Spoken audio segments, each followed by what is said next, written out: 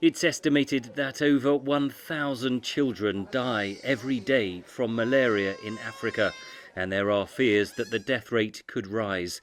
Artemisinin combination therapies, or ACTs, have been the cornerstone of malaria treatment for 20 years, but there are worrying signs that they are becoming less effective, says report co-author Lorenz von Seidlin of the Mahidol Oxford Tropical Medicine Research Unit in Bangkok.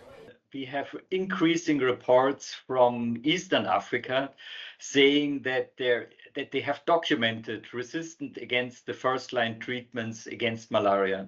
Artemisinin-resistant mutations have been detected in more than 10% of malaria cases in Ethiopia, Eritrea, Rwanda, Uganda and Tanzania. Before artemisinin, chloroquine was the most widely used medicine to treat malaria. The report authors note that in the 1990s and early 2000s, signs that the malaria parasite was developing resistance to chloroquine were widely ignored. When the chloroquine resistance slowly sneaked into Africa, there was a whole wave of childhood mortality followed by it. So really a large number of children, probably in the millions, died because chloroquine didn't work as well as it used to do. And now we see these first signs that something similar is happening with the ACTs. And that is, of course, very worrying. The paper, published in the journal Science, urges policymakers and global funding bodies to act now to prevent artemisinin resistance taking hold.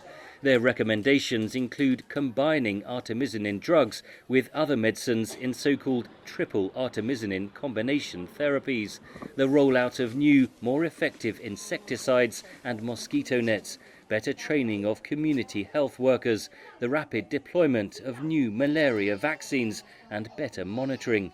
Von Seidlin says many of these methods have been used to halt the spread of artemisinin resistance in Southeast Asia over the past decade. Ultimately, there was an understanding that this could be a major health emergency globally.